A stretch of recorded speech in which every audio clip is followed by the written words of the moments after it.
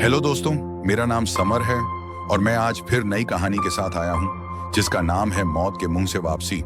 तो चलिए दोस्तों, कहानी को शुरू करते हैं। सुबह के 6 बजे जनकपुरी के एक फ्लैट में 38 साल का राहुल वर्मा अपने अलार्म की आवाज से जागता है। आंखें सूजी हुई हैं, नींद अधूरी है, सिर भारी है।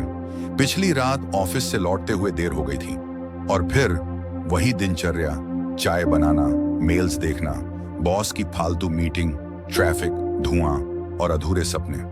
राहुल की जिंदगी सिर्फ चल रही थी, जी नहीं रही थी।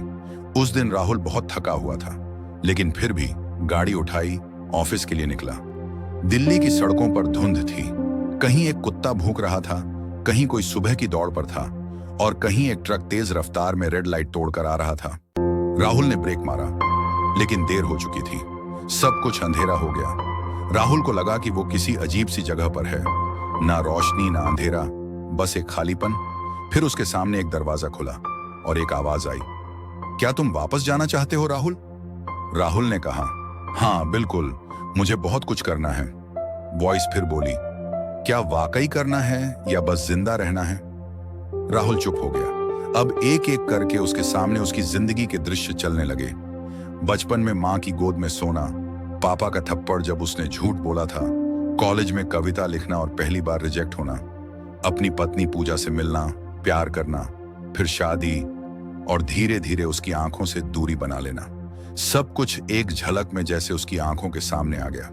वो आवाज फिर आई, क्या तुम अब वही बनोगे जो थे या वो जो हो सकते थे लेकिन कभी बने नहीं? आईसीयू में मशीनें बीप कर रही थीं। डॉक्टर्स ने लगभग जवाब छोड़ दिया था, लेकिन तभी एक हलचल। राहुल की उंगलियां हिली और आंखें धीरे धीरे खुली। ये जिंदा है, नर्स ने चिल्लाया।